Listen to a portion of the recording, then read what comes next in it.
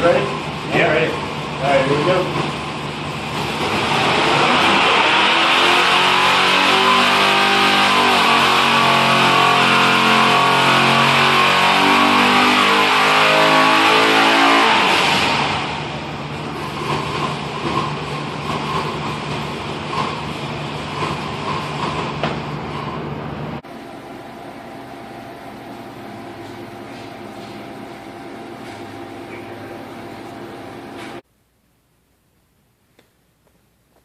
Okay, the other day in another video we highlighted a 68 Hemi Dart tribute car. It's at the body shop. Body work is in progress. So now I'm at the owner's home looking at some other parts of the car. Here we have a 528 cubic inch Hemi built by RayBarton. Has Edelbrock aluminum cylinder heads, has a magnesium intake, couple Holley 600 vacuum secondary 4-barrels. This car has been on a dyno, which will bring that a dyno pull and horsepower sheet later on in the video. There's some trick pieces on the engine. We mentioned the other day there's a bunch of stuff on the car that'll make it a one-of-one car. But what the owner's done here is in the original fuel pump location, he's made a plate. Fuel line will come in here and then ultimately come out the top and run into both carburetors. There'll be a fuel filter in line. This engine made some serious power and this car is going to run really hard. We'll come over here to the fuel tank. Another custom piece. Have a modified filler neck. You have an Aeromotive electric fuel pump mounted in the tank. That's the hole for the sending unit.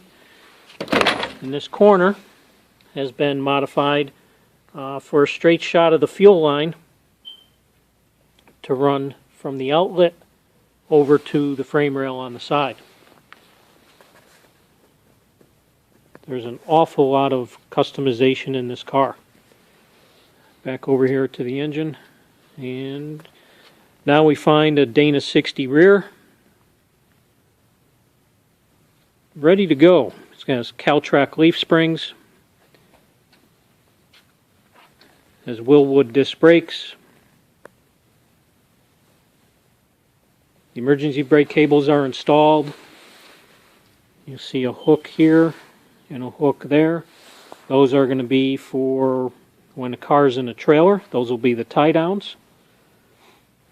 Has a custom drive shaft safety loop mounted off the pinion snubber location. Just more tricks that the owner has. Let's see if we make our way over here. Here's the K-frame. The front suspension for the car, coilovers, tubular arms. You'll see here and here more hooks to tie the car in a trailer. Rack and pinion steering. The mounts for the engine have been modified to be proper for a Hemi. This was used to mock everything up before the car went off to the body shop. As a matter of fact, the entire drivetrain was mocked up in this car and things were made proper, so upon assembly it's just put it all together without modification. Everything will be ready to go. This will be fully disassembled, cleaned up. The K-frame will be stripped and powder coated. Here we have a Lakewood Bellhousing. This has been modified as well. It's going to be a standard transmission car. There's the Z-bar, which has also been modified. That is a really trick piece. We'll get more into that later on in another video. This area is where that Z-bar bracket there bolts up, modified for clearance under the car and better articulation of that. And there is a Passon Performance 4-speed, brand new, ready to rip.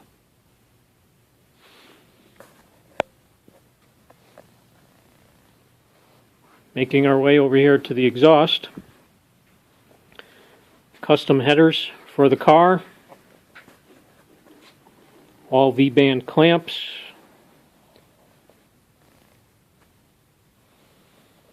Custom mufflers.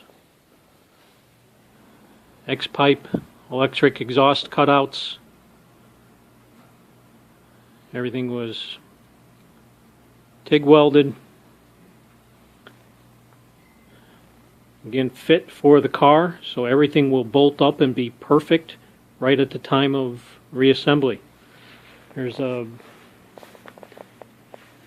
bung at the end of the collector here for an O2 sensor if needed, and the other hole is for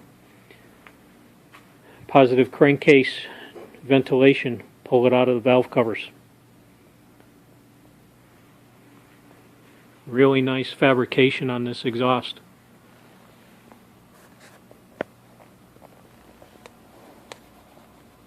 Our final piece on today's adventure is a Stewart Warner 8,000 RPM tachometer and a matching oil pressure gauge.